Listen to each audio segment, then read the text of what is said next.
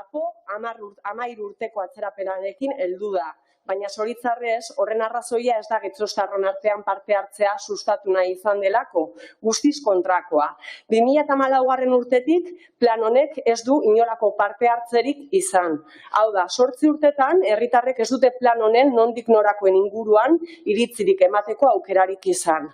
Badakigu legeak ez duela behartzen horretarako, baina egia ere bada legeak udal gobernuari ahalbidetzen diola plan honen hasierako onarpena, baino lehen parte hartze ariketak egitea. Salziduko auzokideekin gertatu dena oso argigarria da.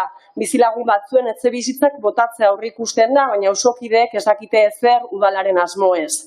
Azken urteetan igogailuak jarri dituzte euren eraikinetan, fatxada konpondu, teilatuak irisgarritasuna hobetu.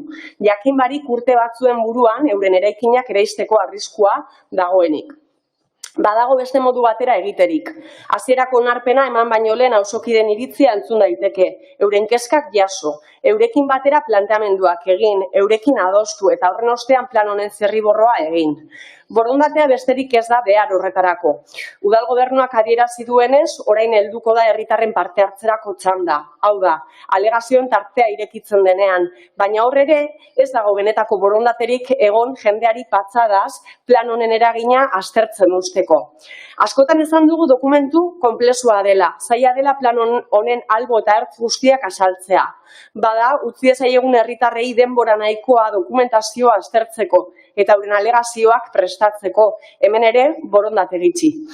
Eta noski, udal gobernuak nahiko balu, kontuan hartuta zer nolako garrantzia duen plan honek, herri kontsulta bat antolatu ahal izango luke gai honen inguruan.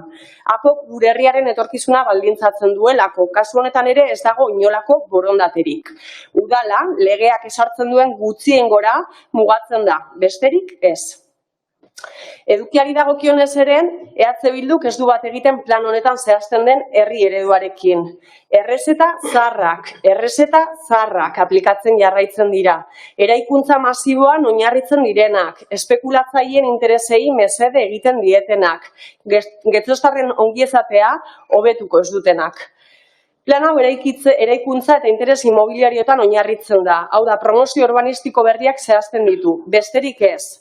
Horren adibide dira, Tosu, Muru, Peña Santa Maria, Dilis Goikoa, Zubileta, Dendariena. Ez da inolako proposamenik egiten Areta edo Romoko erdigunetan. Plan honetatik kanpo geratuko dira erabat. Algortan lurra azpiko beste aparkaleku bat proiektatzen da. Eta etxebizitza libren eraikuntza hainbat sektoretan adibidez. Algortako batzokian. Baina auzokideen bizikalidadea hobetzeko neurririk ez da proposatzen. Metroaren ibilbidea lurperatzea, besteak beste, edo oinezkoen gune berriak sortzea, dendari txikiak laguntzea, auzobizitza mantentzea eta abar. Ez da alokairu sozialaren aldeko apustu irmorik egiten. Alokairu soziala ez da plan honen lehentasuna. Etxebizitza babestu gehienak erdigunetik urrun eramaten dira. Erdigunetan etxebizitza libreak eraikitzen diren bitartean. Ez da nahikoa babesten gure herriko ondare historikoa, eta interes espekulatiboen menpe geratzen dira gure herriko bazterri ugari, jauregiak babesten dira aldiz. Eusko Jaurlaritzak babeserako proposatzen dituen hainbat eraikin ondarearen katalogotik kanpo uzten dute.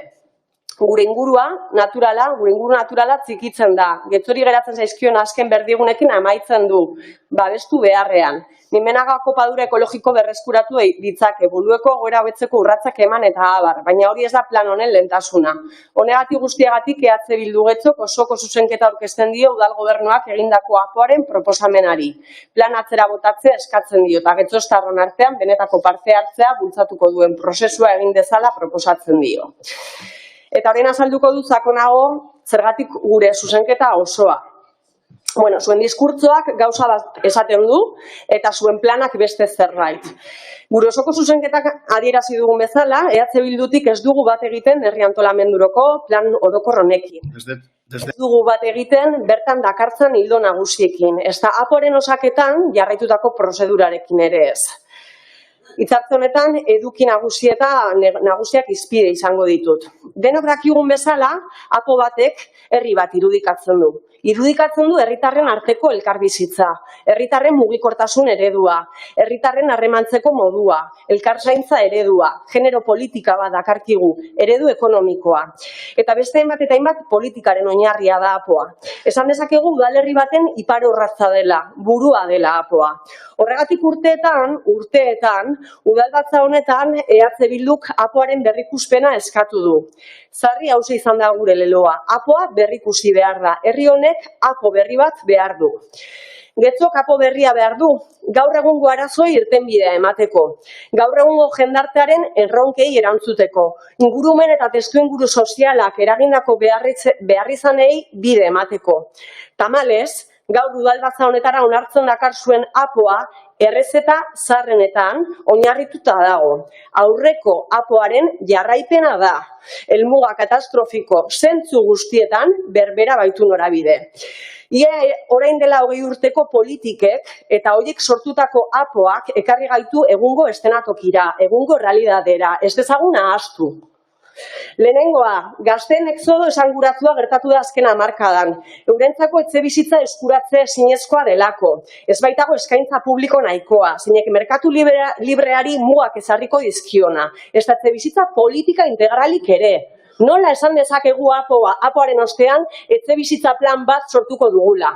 Daramatzeo agunean 40 urte baino gehiago etxebizitza plan bat barik. Eta APOak egiten. Bigarrena, gure herrian naturalgunen defizit nabarmena dago. Hirugarrena, auzoen arteko mugikortasuna jasangarritik urrun jarraitzen dugu. Izan ere gero eta auzo gehiago daude logitera bideratuta daudenak. Auzoko bizitzarik gabekoak. Merkataritzara eta auzo bizitzara bideratuta ez daudenak. Eta hirigunarekin mugikortasun loturarik ez dutenak. Laugarrena, herri ondarearen galera nabarmena izan da urte hauetan guztietan. Izan ere azken urteotan Getzok 11 eraikin historiko galdu ditu. Etxe esanguratsuak, gure paisaia eta kulturaren elementu arkitektonikoak. Beste asko arriskuan egon dira. Eta hori gustatuko litzaidake ekartzea gogora Punta Begoña ere arriskuan egon zela. Gogora ekarri behar dugu hotelkate batek erostear egon zela. Eta udala alderdi berdinak, alderdi berberak osatzen duten udal gobernua prest egon zela saltzeko. Saltzear egon zela. Baina goazen zehazki galdera batzuei erantzutera.